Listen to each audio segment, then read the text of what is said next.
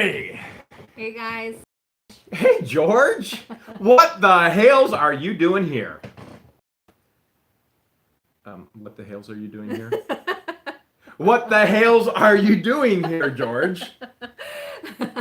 Welcome to our first Q&A where you guys can ask us pretty much anything that you want, whether it's related to the channel, about storage war auctions, how to sell online, eBay, or the other platforms. Any personal questions, but please be mindful and keep it clean and respectful. And we reserve the right to not answer a question if so needed be, right? Right. All right. That being said, we've got a little bit of housekeeping that we've got to take care of first before we actually get into any questions. And that being safety. Many of you have seen that video where George and I had failed attempt after failed attempt after failed attempt getting into the safe. And then we actually got into the safe and we found all kinds of random items and we found the money.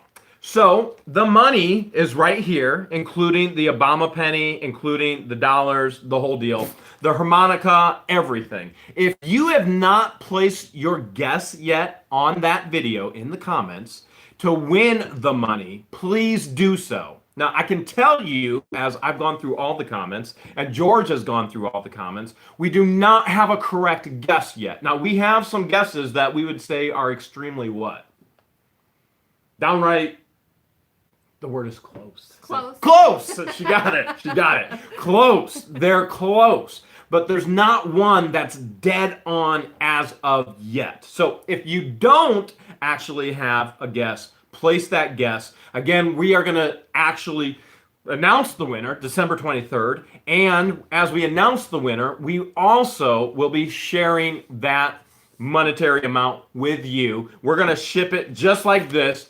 Downtown Brown's envelope and everything, even the harmonica, minus the toenail clippings, and minus the, minus some other stuff as well that doesn't need to be shipped out. So make sure you get your opportunity to actually win that.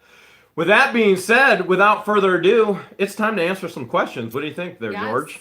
So 2 of our subscribers that live in different countries that couldn't attend the live feed did send us questions, so I'm going to go ahead and ask. Before we get to the out-of-country questions, can I just ask you the one question that everybody asks me all the time, and you answer it before we jump into anything else? Sure. All right. The number one question that I have no doubt is on all of your minds. George, is your name really George? Great question. Thank you. My middle name is legally George. And my father's first name is George. So part of the Middle Eastern culture, I'm Egyptian, is to give all of the children the father's first name as their middle name. So my legal middle name is George, yes. But you have how many other siblings? I have 4 other siblings. There's a total of 5 of us. All of our middle names is George. Females and males. Female and male. But isn't there isn't your youngest sibling? My youngest is a junior. So can any of you guess what his name is? George. Can't beat that. All right. So let's dig into the first question overseas, and then we're going to dig into your questions that you're asking as well. And as we do that, keep in mind, we will be doing this every Sunday evening, starting at 9 o'clock Eastern Standard Time, and we will answer your questions, try and help you any way we can, because the goal is going to be to educate you, to equip you, give you the tools that you need to be successful, and then encourage you that you can do this. If we can do this, you can do this. So can you guys. All right, what's the first question we got, George? All right, Smokin' Joe from all the way from England asked, what is the most you lost in a single unit? Ooh, that's a good question. Okay, Smokin' Joe.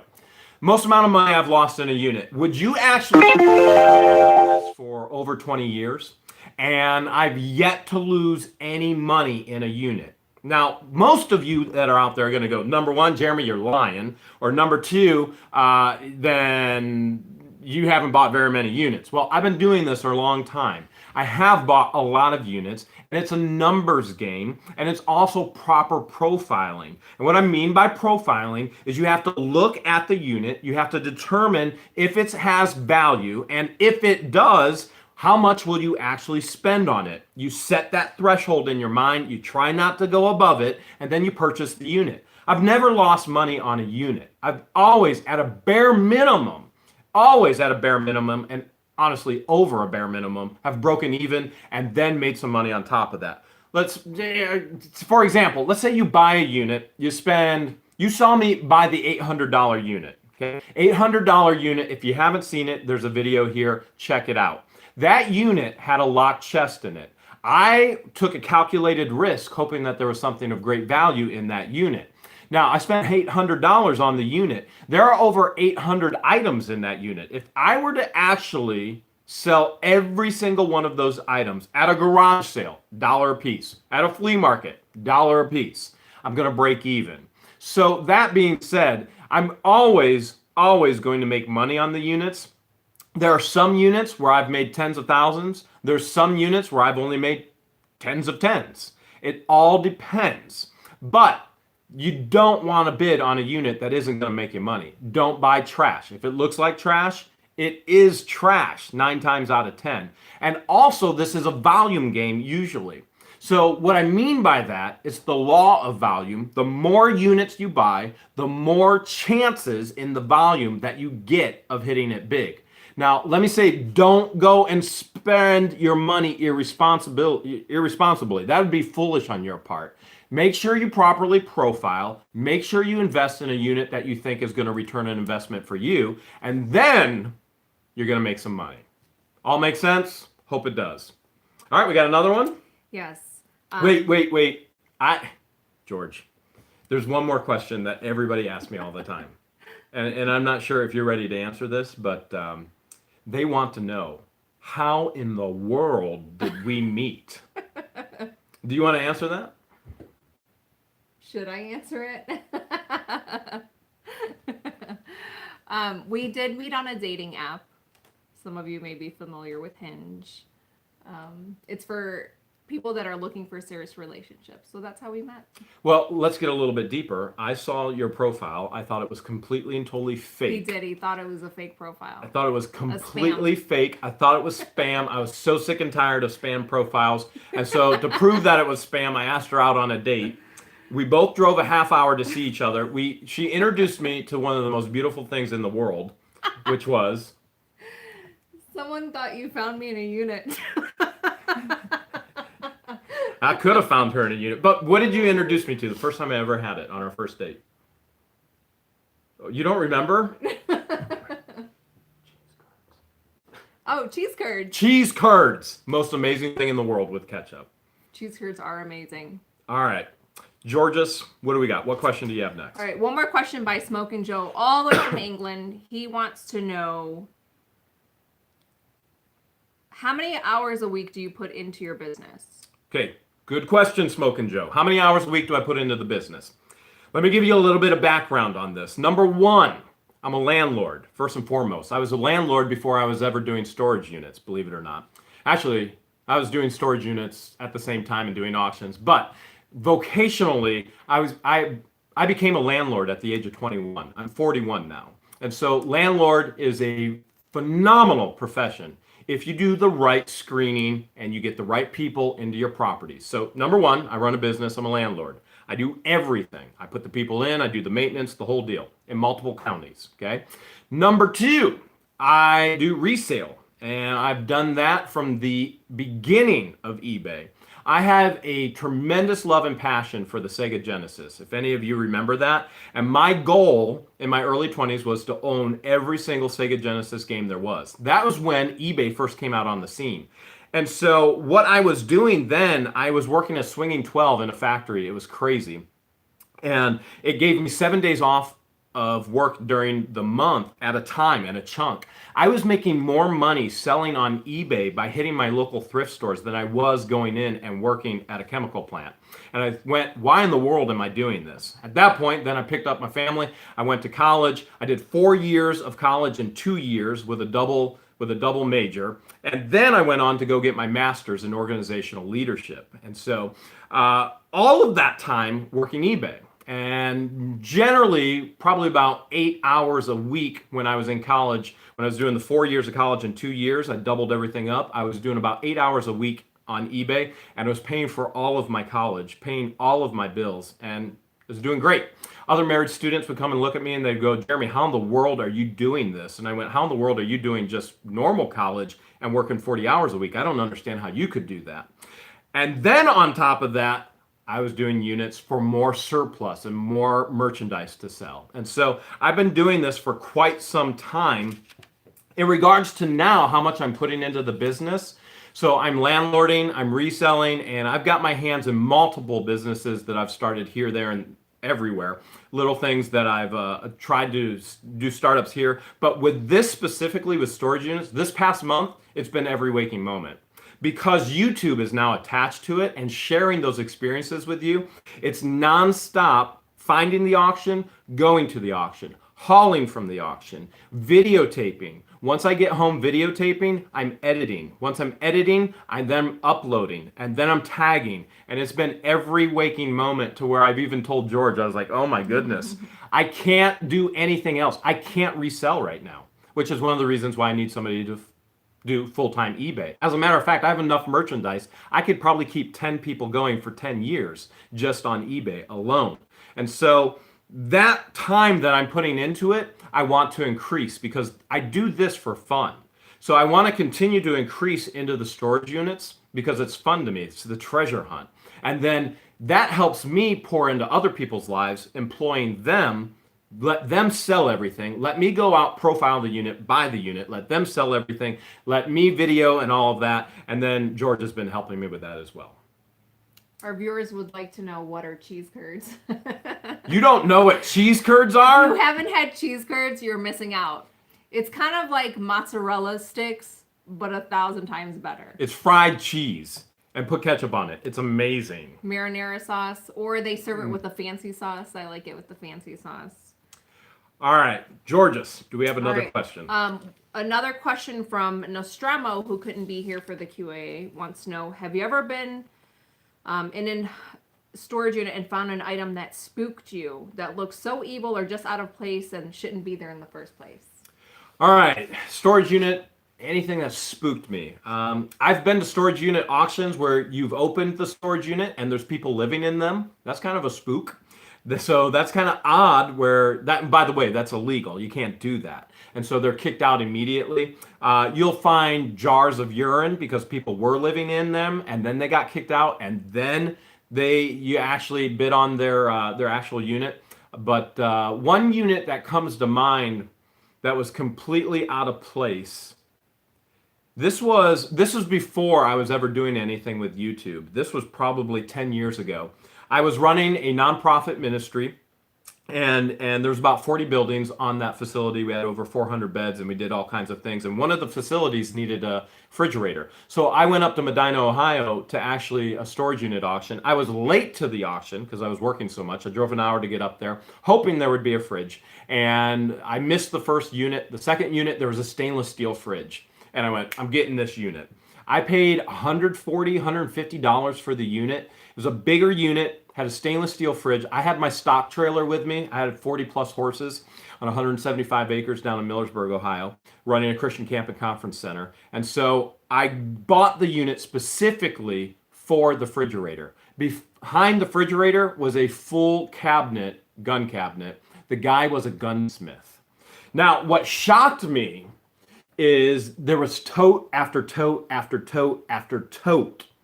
And there was suitcase after suitcase after suitcase after suitcase. And once I found all the guns, I put it in the stock trailer as fast as possible. When I would go home, I would make a deal with my kids. Help daddy unload the trailer. You can get one thing out of, I don't care what it is. You can pick one thing out of the storage unit and that's your payment.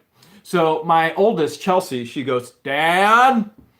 I go, yeah. She goes, I think you need to come here. And she opened a suitcase. Suitcase was filled with, there's three things you find in every unit. You find drugs, you find adult toys, or you find porn. Suitcase was packed with porn.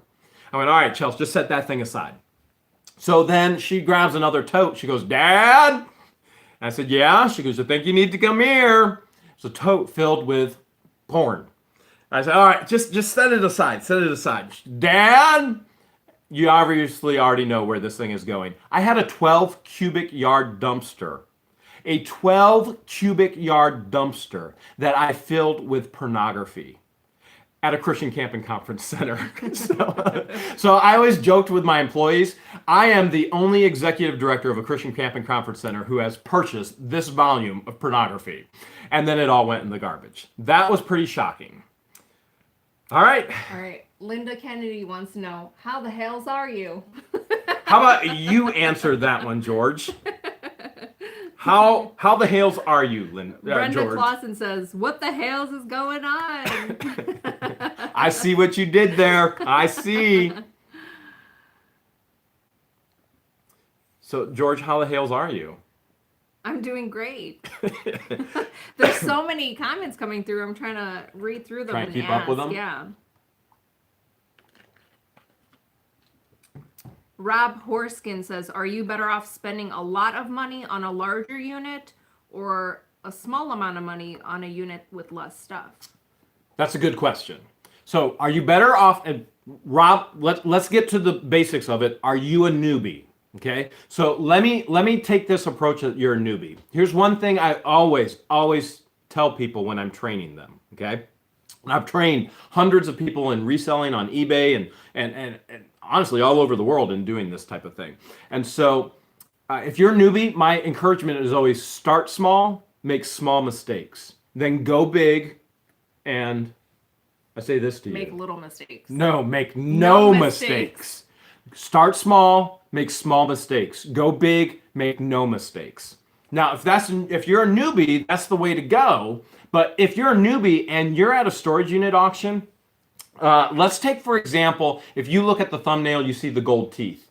I bought that unit, and that video's on there. I bought that unit for $700 and some odd dollars.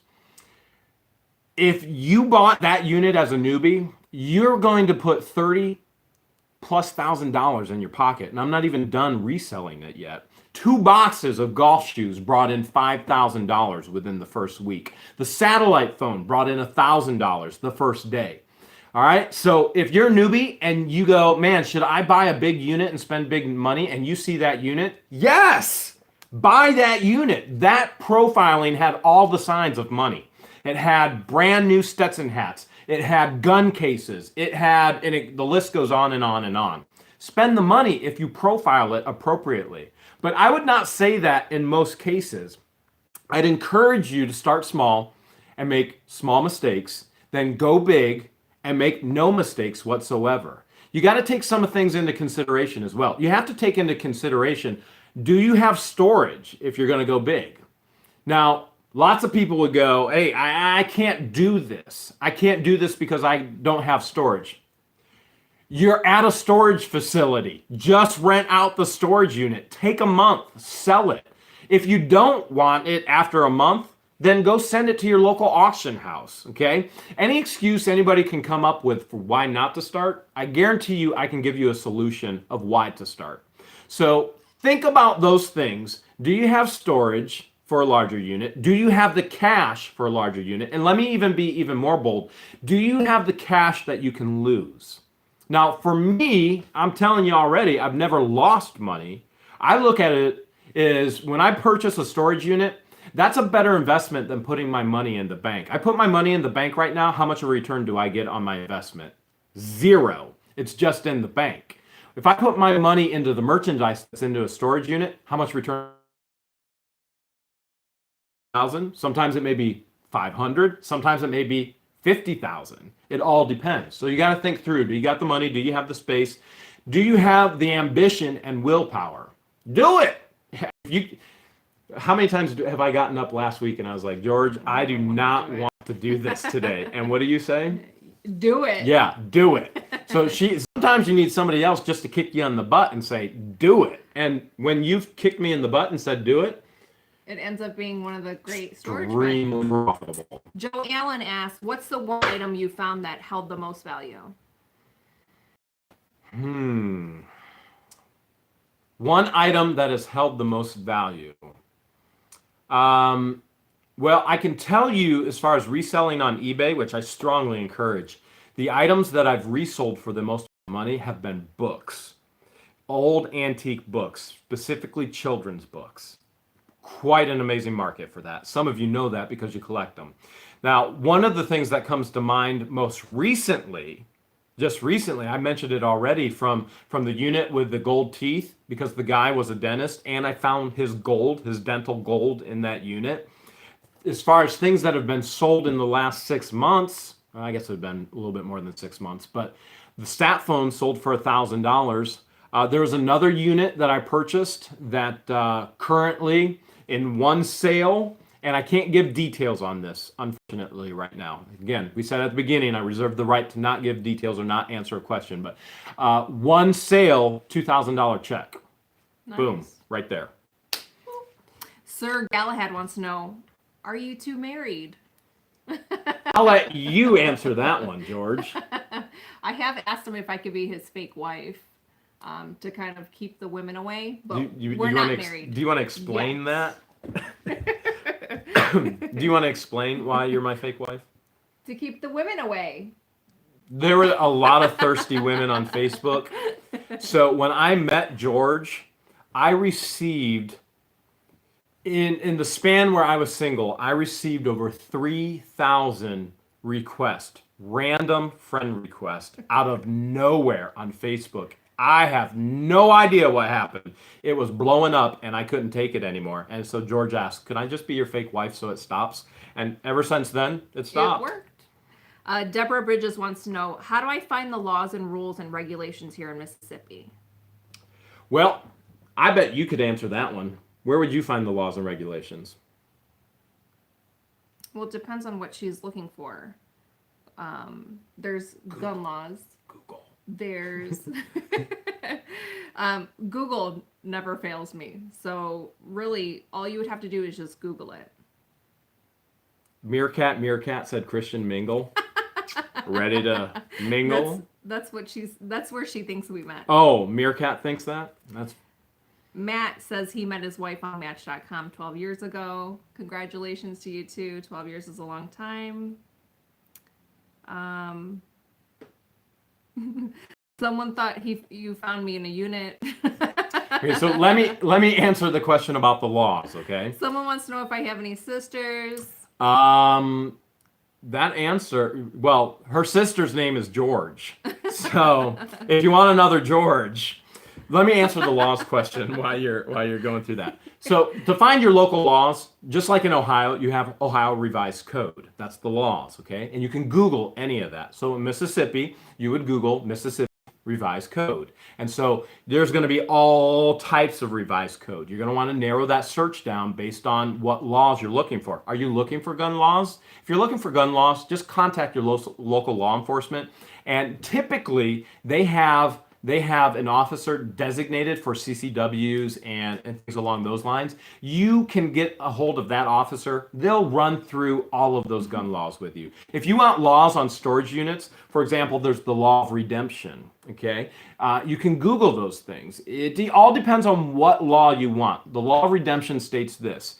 If you have lost your storage unit, and by the way you lose it, you go 3 months. 3 months delinquent non-payment, okay? Storage unit can't just go, oh, we're gonna auction off all this person's belongings. 3 months. And the storage unit business has to go through every hoop and loop and bump and hurdle to get a hold of you, including certified letter. And most of the time, they cannot find this person. Usually they're in jail, they passed away with no heirs, or they completely vanished. And so they try everything to find this person. You have up to the moment, the very moment before your unit gets auctioned off is the law of redemption. You have up to that moment to redeem your unit by paying your back fees. Now, you've seen the video, most likely, to where I was approached by a man in Medina who wanted to pay for his unit. He wanted to pay me. He owed over $3,000. You didn't see that on video from what I remember. That's a conversation I had later. And so in that regard, the laws state he cannot bid on his unit. and he cannot send a representative to bid on his unit. In regards to me owning the unit, once the auction is over, the unit was sold to me. Now, no money transferred yet. I didn't even go to the office and pay. Some storage unit auctions, you're going to pay right there at the unit. Afterwards, they wanted me to pay afterwards in an office. I bought 2 units. So afterwards, legally, I can do anything I want with those units. I want to go in there and I want to go in with a baseball bat and start beating the crap out of it just for fun. I'll own it. I can do it. I want to sell it to George. I own it. I can do it. I want to sell it to the original owner. I own it. I can do it. So the best way to find your laws, depending on what law it is, Google it. Best way to find out anything anymore, right? Polly Mueller wants to know, how do you find the storage? In a couple of our videos, we've mentioned that you can go to www.auctionzip.com. Those are for live auctions, and then for online auctions, it is www.storagetreasures.com. So we actually have a video teaching you how to do that. We have what we've called a beginner's course. So it's tips and tricks, and you will see, you'll see Imposter Jeremy and Imposter George there, and they actually go to the auction and they learn all the tips and tricks for newbies. And that would be a good video for you to watch to learn, number one, how do you find them and things to do to actually bid on them, what to do afterwards as well. That's a good question. Robert P. says the best cheese curds will always come from Wisconsin. Road trip. Yeah, now we're talking. Get the camper ready. I used to go to conferences up in Wisconsin. Loved it. Extremely cold, though. Kylie J says you should put all the information you share into a book. You can definitely write a book. Believe it or not, I've actually started to write 2 books that have absolutely nothing to do whatsoever with storage units. So at one point in my life, I wanted to move on to get my doctorate degree. And to get a doctorate degree, you have to author a book. And I already started those books, and I haven't completed them yet. But right now, the goal is just to put it out there for you free of charge and to help you, again, to educate, equip, and encourage you. Dunsboy 1000 says, where do you sell auto parts from units? Okay, auto parts. That's a good question as far as getting auto parts. Now, in the state of Ohio, if I buy a vehicle, and you can see multiple videos on the channel where there are vehicles, if I buy a vehicle, whether it be a motorcycle, whether it be a car, whether it be, you name it, okay? ATV, if I don't have a title, I can't get a title. Laws have changed in the state of Ohio. Now, other states may be different. You may be able to get a title based on abandonment. And frankly, you may be able to be in one state and get a title from another state based on abandonment, and then your vehicle is titled in that other state. I don't even want to approach that. But what you can do is take those parts and sell them online. You can't just take it to the salvage yard and go, all right, scrap the vehicle without a title. You can part it and you can sell it online. And the place that I would suggest is eBay. Now, everybody's going to have things that they love about eBay, what they hate about eBay. I'm going to tell you what I love about eBay. Okay, with the volume that I sell, I have to have the volume of customers to match the volume of merchandise. And there is no bigger selling platform than eBay or Amazon. I particularly have not dove into Amazon. I have looked at diving into Amazon, wasn't too thrilled with the program when eBay makes it so simple. Biggest thing that people complain about eBay is their fees have changed, and this has changed, and that has changed. When it comes right down to it, they don't dislike eBay. It's human nature. We hate change, okay? And so really what they hate about eBay is they hate that it's changed. What I love about eBay, my volume of merchandise is this big, and eBay spans all over the world. I have shipped items all over the world. I've even sold giant lava lamps to a prince to another country. It's crazy. That is crazy. Meerkat wants to know, have you ever gotten into a physical fight over a unit? Good question. Meerkat. You remind me of what's that reality TV show with the meerkats? You know which one I'm talking about? No, you don't. Okay. I don't. Have I ever gotten into a physical fight over a unit? Well, why don't you answer this first? Have you ever gotten in a physical fight over a unit? I have not. Yet. Okay. I have not gotten over or not been in a physical fight over a unit, but I also stand at a 6'1", 215 pounds. And frankly, and I don't broadcast this, but most people probably can see sometimes, I have a Ruger on my hip at all the auctions that I go to. So I'm always carrying, but even without the carrying, standing 6'1", 215 pounds is intimidating enough as it is. And so I can't remember ever getting into a fight over a unit. When I do buy units, here's something that happens when I buy units. People get very curious, and I don't like their curiosity when I'm in a unit. So other people who are bidding on it, they want to come into your unit and see what's happening. And a lot of times what I'll do is I'll kick them off. I just tell them, get out, get lost. Or if they're nicer and more polite, actually this happened, one of the videos, there's a video that a unit that I bought, it was over the winter, and there was a bunch of Jim Beam bottles and a bunch of liquor bottles, and there was empty video game boxes. But the owner of the facility came to the unit and asked how I was doing. He wanted to come in and see what I got. And I started telling him off. And then he started to say, whoa, whoa, whoa, I actually own this facility. I was like, oh, come on in. I was like, come on in, you can help me, the whole deal. So I got to have a conversation with him. And so that was fun. But at the onset, I was really mean, and then I was really nice. I don't like people creeping in on the unit because I can't load, do my work, videotape the whole deal, and see what their hands are doing if they're trying to get a $5 discount or five-finger discount. John Cordisco says he doesn't have many storage options in his area. He just started a consignment and thrift store. Any suggestions? It looks like he lives on the border of central New York and Pennsylvania.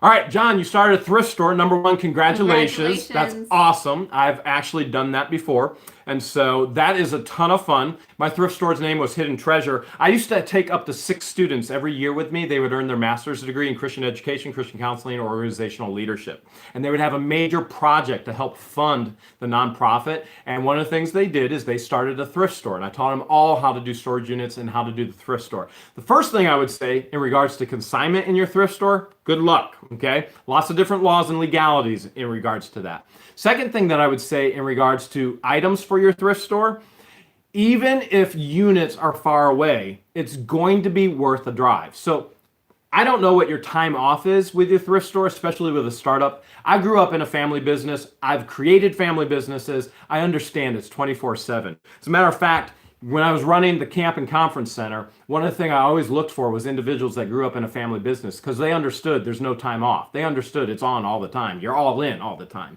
And so I get that from this vantage point. You're going to have to close your doors at some point. Get out there and find the merchandise. And so even if that means you have to drive 2 hours, drive 2 hours. You can go 2 hours, make sure you have cash, invest it in some good units, and then bring it back. And if you don't have a truck, rent a U-Haul. That investment is going to pay itself back in your thrift store. You know that. I know that.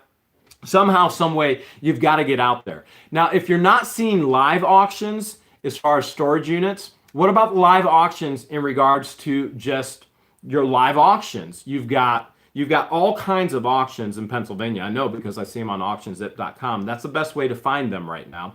Can you go to estate sales? Can you go to, what else can you do as far as getting merchandise?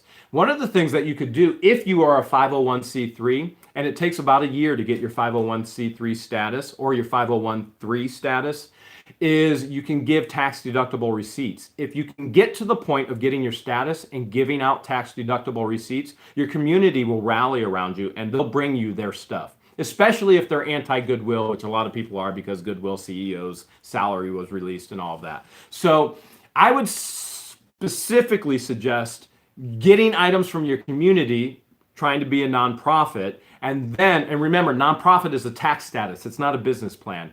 Any non or not-for-profit has to make money to stay in business. And you can make as much money as you want. It just all goes back into the actual purpose of the organization. And then go find the items. Go find estate sales. Go find other auctions. Do it during the day because very few people are at auctions during the day because the vast majority of people, they have a 9 to 5. And so I always go to auctions during the day. Wednesday at 10 o'clock. Where's most people who are viewing right now? You're at work. Where am I? doing whatever I want. If I got out of bed, I got out of bed. If George said, get your butt out of bed and go to an auction, I go to an auction. And so you're always going to get a better deal when people aren't there. You have less people bidding, which means prices go lower, which means your investment can be higher as well. Good question. Todd Beasley wants to know, how do you calculate shipping? Okay, shipping. There's a couple different ways you can do that. But Todd, I don't know if you're asking, how do you calculate it from eBay? How do you calculate it if you're selling it on Amazon? How do you calculate it if you're just going to sell to your buddy who lives in another state or across the pond? What I would suggest is ship everything through eBay. When you do that, eBay is actually a negotiated contract with the Postal Service to where you get shipping discounts. Could be as much as 40%. We just shipped an item. What was that? It was $100. Okay, just shipped an item to Canada yesterday, right? All right, normal shipping would have been $142. And because I shipped through eBay, the actual shipping discount was $90. It was about $200 worth of merch as well that just went to Canada. So shipping through eBay and selling your items through eBay, it's going to calculate it for you. One of the things that you absolutely need to get in this business, if you're going to sell on eBay or Amazon, you got to get yourself a scale. Get yourself a nice scale that gives pounds, ounces, up to 25 pounds, and you got to have ounces, okay? And then that'll calculate for you. If you cannot or you are not selling through eBay or Amazon and you're just selling on your Facebook to buddies or whatever, you can still calculate shipping by going to USPS.com, click on click and ship, put in the item's weight, the dimensions of the box, and then the address where it's coming from, going to, and you will be able to calculate that shipping no problem whatsoever. Someone wants to know how you figure out taxes and donations. Penny Harden wants to know. All right, Penny, taxes. That is a question that I get all the time, okay?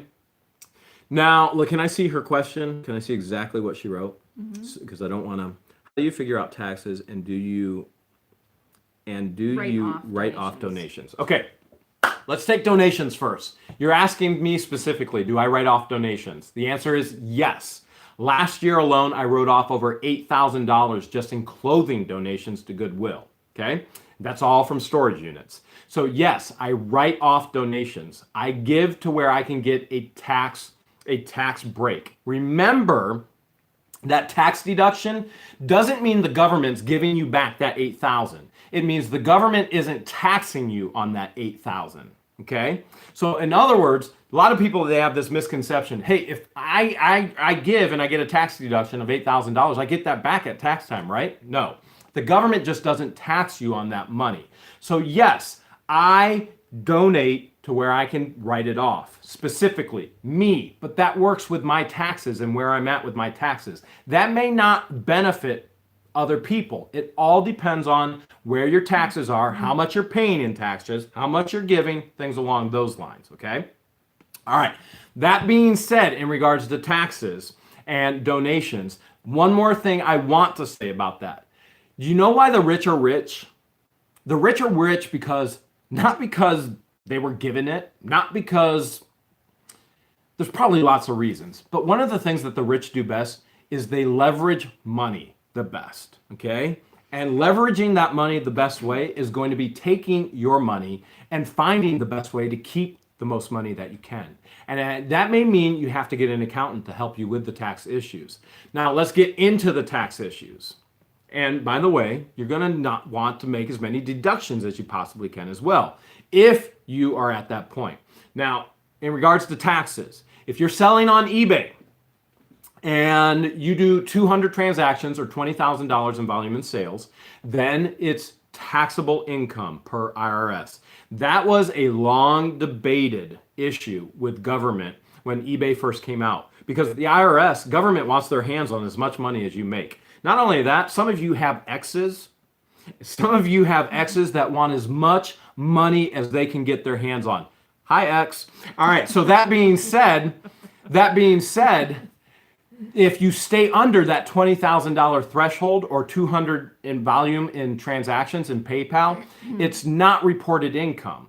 It's what's legally called casual income. And as I share all this with you, keep in mind, number one, I'm not your accountant. So don't take this as gospel truth. Accounting laws change all the time.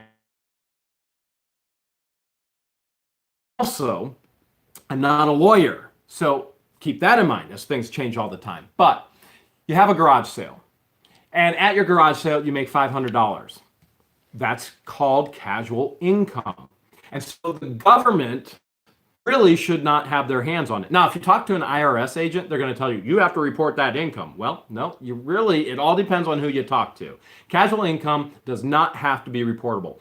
George, you give me $500 as a Christmas gift. Do I have to report that? No. Oh, it's a gift. Okay. So George has a garage sale, and then she makes $500 and she gives me a gift. It's not reportable income.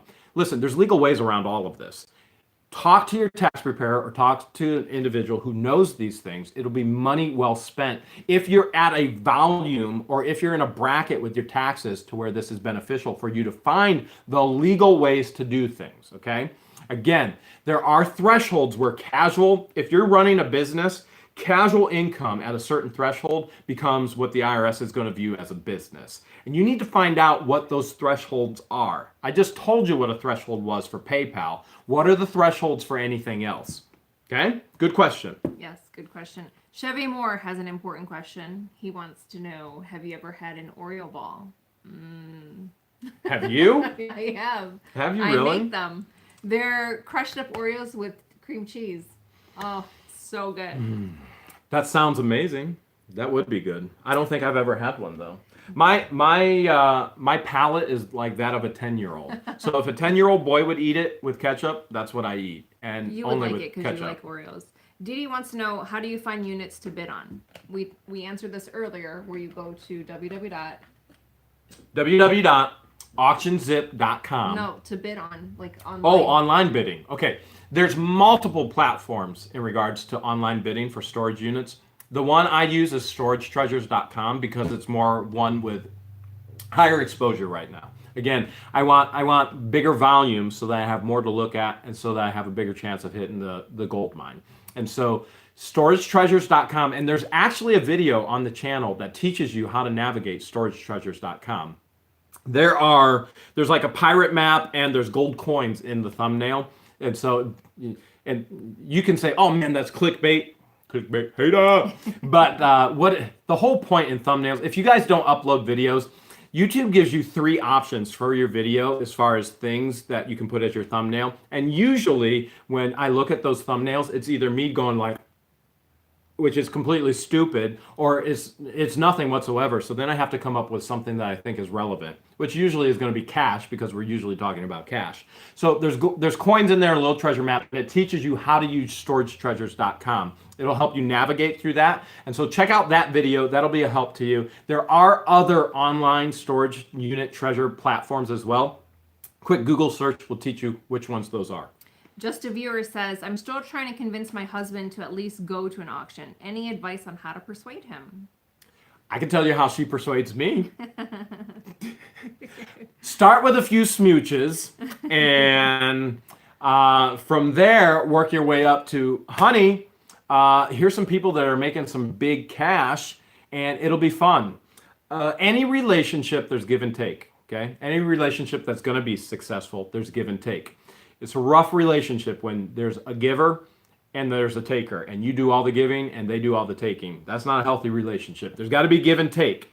So can you negotiate that give and take? If he goes to a storage unit auction with you, will you go to a wrestling match with him? Or if he goes to a storage auction unit with you, will you go to the ballet with him? Or maybe not. Maybe that was a bad suggestion there. I'm sure you can figure it out somehow, but really, in all reality, there are a few things that motivate people. Cash. Anything else motivate people? Cash. Can you think of anything else? Cash. Cartman 253 says he or she just bought 4 units this week and they're hooked. So share that with your husband. Maybe he'll get hooked too. Cartman 253. Nice. Love it. Congratulations. Good job. You need to be recording these, Cartman, and putting them up and for other people to see as well and encouraging them. This is so easy. This really is so easy. Steve Diamond, his question is, are you preppers? Okay. No, we kind of... Do you know what he's talking about in regards to preppers? Yeah. What's he? Like, do we prepare our speeches or our videos? Okay, I think what you're asking, she thinks you're asking, do we prep in regards to what we're doing in the videos? I think you're asking, are we doomsday preppers, the term preppers? No, we do not have a vault under the ground in the backyard. No, I do not have a stash of canned goods. No, I do not have a stash of unperishable items and food to last 25 years. I'm shocked that I'm still alive at the age of 41, to be honest with you. So no prepping whatsoever. I've done some of the most crazy things in the world and all over the world. It's been a ton of fun. And I think he's asking doomsday prepping. Don't you think? Maybe. Nah, I'm not a prepper. You got another one? Scrolling through, there's so many. Scrolling. What if we take one of these ones that are right here while you're scrolling? Rob Horskin says, what method do you use to work out your pricing when selling your items? Oh, that's a good question. Pricing. Okay. All right. Now, I've seen a lot of trolls on our videos. By the way, George and I, we've tried to be very, very intentional about replying to every single comment on the videos. Yes, we do like to interact with our subscribers. I can also tell you that is taking sometimes up to 8, 10, 12 hours a day. And so it's been sometimes where I've been 2 days behind and George has to help me get caught up. So some of the nicer comments to the trolls, those are my comments. The more harsher trolling back to the trolls, those are George's comments. Okay, so somebody was just trolling the other day going, eBay is the stupidest place in the world to find values. All right, eBay is the greatest place in the world to find values. You have a worldwide market, okay? So here's what you're gonna do with eBay. You wanna sign into eBay first because you can't get this information if you don't sign into eBay. If you don't have an account on eBay, get an account on eBay. Find the item that you have. For example, we're gonna just take this item right here because somebody's gonna win it. We've got the Obama penny, right? There it is. So I'm going to type into the eBay search bar, I'm going to type in the Obama penny. And then it's going to come up with every Obama penny that's listed in eBay. But what it's going to show me is the current asking prices for sellers of what they want to get for their Obama penny. That information means nothing. That is what people are asking for the Obama penny. So let's say I have an Obama penny right here, and I want $1 million for this Obama penny. Is that the value of the Obama penny? And the answer, George, would be? We typically don't know unless we look at what was sold. Nobody's going to pay $1 million for this Obama penny. That's not the value. So like George just said, we have to look at what items actually sold for. So you're going to log into eBay, and then you're going to type in Obama penny up in the search engine. And then what it's going to bring up is every auction, whether it's buy it now or whether it's a live auction. I gotta plug in. It's going to bring up every auction that has the word Obama penny in the title. Okay? From that point, what you're going to do is you're actually going to go over to the right. You're going to click on sort, and then you're going to go down and you're going to look for sold items. Okay? So sold items. Now what that's going to tell you is the actual value, what people have been paying for the Obama penny. That's the information you want to know to actually put a value on your items. Now what I do from that point is I filter it. I always want to go from highest to lowest. I really don't care about the in-between. I care about what the highest item sold for and then what the lowest item sold for, and then I want to price appropriately. Now me personally, on eBay, what I do is I like the buy it now option. Really, commerce and purchasing on eBay has shifted where it was all auction based before, and now it's shifted to where everything has gone to impulse purchase, impulse purchase, impulse purchase. Especially this time of year before Christmas, people buy like crazy. And they will buy, and I've always said this, I got in on eBay on the very beginning. People will buy a bag of garbage come around Christmas time on eBay. So what I want to know is the top end, the low end, and then what I'm going to do is I'm going to price my item at the higher end, and I'm going to put it at a buy it now, and I'm going to run it for 30 days. I'm going to run it for 30 days on purpose because I don't want to run it until it actually gets purchased, because what happens is it gets buried in eBay's listings. But after 30 days, it will actually come off of eBay's listings, and I'll have an option: relist the item or sell a similar item. I don't want to relist. I want to sell a similar item. And this is the reason. Once you click sell similar item after that 30 days, it generates a whole brand new listing. And now you're at the top of eBay's listings again, instead of being buried all the way at the bottom. So I gave you a little bit more information there. Number one, how to find values. And then if you're selling on eBay, do a 30-day. And then if it doesn't sell in that 30 days, click on sell similar, and it will create a new generation of a listing, and you'll be back up at the top in the search engine. Antonius Risk wants to know, what do you do with all the items you don't sell? Okay, what's his name? Antonio? Antonius Risk. Antonius. Nice name there. I wonder what your middle name could be, Antonius. Antonius. With any items that don't sell, here's my general rule of thumb, but you have to make things work for you, okay? I sell garage sale, okay? You can get rid of cheap household items really quick at a garage sale, make a lot of money. I sell on Craigslist. I sell on Facebook Marketplace. I sell on eBay. And then in 3 months, if the merchandise hasn't moved, my general rule of thumb is you send that off and you take it to the local auction house. So then I have space for new merchandise, and then I'm still making money on the items that didn't sell over 3 months. I've got to have space. So getting rid of things that didn't sell quickly means I still got money in my hand to reinvest in other items that can sell quickly, and that space is money as well. That space costs money, and therefore I've got to get more merchandise in there. So I try and operate on a 3-month rotation of merchandise. Get it in. If it doesn't sell in 3 months, get it out, send it to the local auction house. I have a deal with my auctioneer. If it does not sell at the auction house, he takes it directly to Goodwill. He donates it. Barbara Rapin wants to know,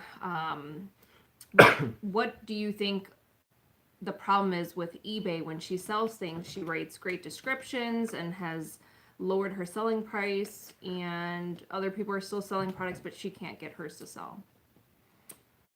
What was her name again? Barbara?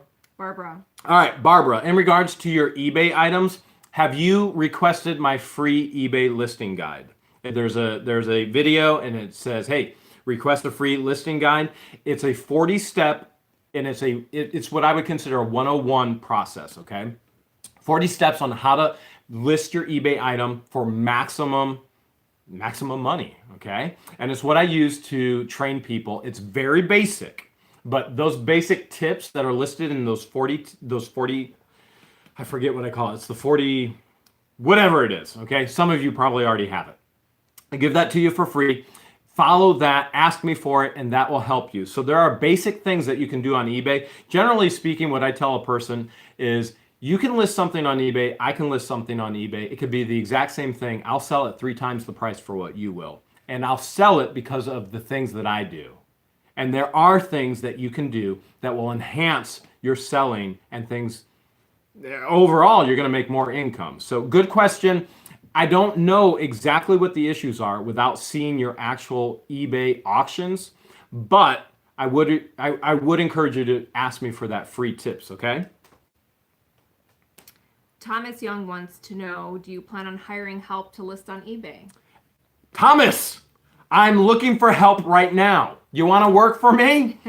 You got to be the right person as well. So here's the deal. If you sell for me, you get 25% commission. Whatever you sell something for, I give you 25% commission, okay? And so if you sell $100,000 worth of merchandise in a year, you're going to get $25,000 worth. You sell more merchandise, I'm going to buy more merchandise. Okay. The other thing I'm offering with that, as I've mentioned in the beginning of the program, I'm a landlord as well. I'm offering free housing for the right person.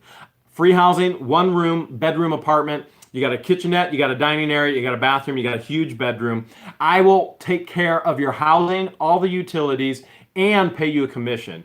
The more you're motivated to sell, the more you're going to make. And the more you sell, the more I'm going to buy. It's really that easy. Timothy Koger asks, do you sell anywhere else besides eBay? All right. In regards to selling anywhere else, Timothy, again, local garage sales, but you could do flea markets. I've done flea markets as well. We've got a great one here in Ohio. It's the largest in Ohio, Hartville. That's a great area to go to.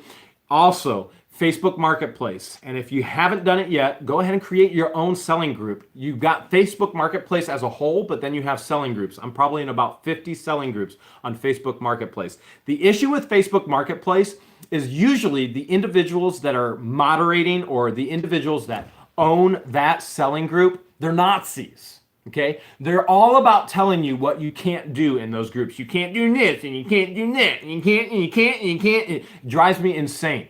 Why in the world would you create a group for people to sell items to other people and then tell them you can't do it? Okay? Create your own group on Facebook and then tell everybody what you can do. Okay? So that's one of the things that I've done here personally. So Facebook Marketplace, Craigslist, obviously. OfferUp, eBay. Let go. But my big issue with selling, when you have the volume of merchandise that I have, you have to go to where the volume of people are. And typically that's going to be Craigslist, Facebook Marketplace, and it's going to be eBay. I've got to be where the most people are. Anthony Moreno wants to know, hey brother, do you ever wash your hoodie? Oh, Anthony. Well, do I ever wash my hoodie? That's a good question. Would you like to answer that one? He does have 3 gray hoodies that he rotates, and yes, he does wash them. So generally, I make him. Generally, my hoodies get washed almost at the end of every day. I'm just be really realistic with you. I wear the same clothes every single day. I have a ton of clothes. I like what I like, and I like what I wear every single day. I love oversized clothes. I have a body that would fit in smaller clothes. I just don't like them. And so I love my oversized clothes. I love my oversized gray hoodie. And it works for me when I'm at an auction. And this is why. Well, it kind of works for me. I kind of have a reputation now at the auctions. When you're at an auction, you don't want to look like you have money. And trust me, I don't have money. Okay? I don't have any money. That was for you, my ex-wife. All right. So that being said, you don't want to look like you have money either. You don't want somebody seeing you coming up on the auction scene and going, man, this is a newbie. He's got a ton of cash. Watch me run this price up on him. And then you get stuck overpaying for a unit. I try and look like I have nothing. I've got holes in my clothing. And frankly, I'm just being honest with you. This is the type of individual I am. I would give money to a nonprofit before I would spend money on clothes for myself. I don't care. I don't care what I look like. I don't care what I look like. But it works in my advantage as well as far as looking like I'm a homeless hobo. But other things you want to do with looking like you're a homeless hobo, you'll see in some of my videos, like the one where the shelving was there and then the guy comes back and he wants to buy the unit. And when I bought it, I said, oh crap. What you don't see is behind the scenes. You don't see there's a guy standing right next to me who is bidding on it against me, okay? And what I want him to think is, oh crap. Now he's thinking, Jeremy bought, and I already know because he's seen me at other auctions and he's seen me hit big with other units. And so I don't want him thinking, man, Jeremy's going to make a ton of money on this. And if he bids on the next one, you know, I should bid even higher. I should bid what Jeremy's bidding. And I should try and outbid him because Jeremy sees something of value. So I downplay almost every auction I go to. There's one time, I think there's a video in there, I bid on a unit and I paid maybe $40. And I tell the auctioneer, that's great. All I had was $40. Which if you watch the beginning of the video, I answer the question, how much cash do I usually have with me? When there's multiple units, I usually have $10,000 worth of cash with me. And I downplay it and I go, that's great. All I had was $40 today. I don't want the other individuals to know what kind of money that I have with me. And again, I don't have money. As far as we're concerned, it's all monopoly money. All right. We're running out of time, folks. So I'm going to take 2 more comments and then we will see you next Sunday. West First Book says, check out Pirate Ship for some extra discount eBay shipping. Yes, so pirateship.com is a great place. You can get discounted shipping as well. That's a good suggestion there. Hadar Hamid said he bought 5 storages and has learned everything from your videos. Thank you for sharing the information. And that makes it worth it all there, Hardid. If I screwed up your name, I apologize. I screw up every word in the English language. And that's all the time that we have. Thank you so much for tuning in, and we will catch you guys live next Sunday. But then stay tuned for the other videos that we'll be posting this week. We actually have an unboxing video coming up in about 30 minutes right after this. But with that being said, this has been Jeremy. And George. With, what the Hales is our, what the Hales is our channel name. What the Hales. What the Hales! Thanks again for watching. Don't forget to subscribe. And remember,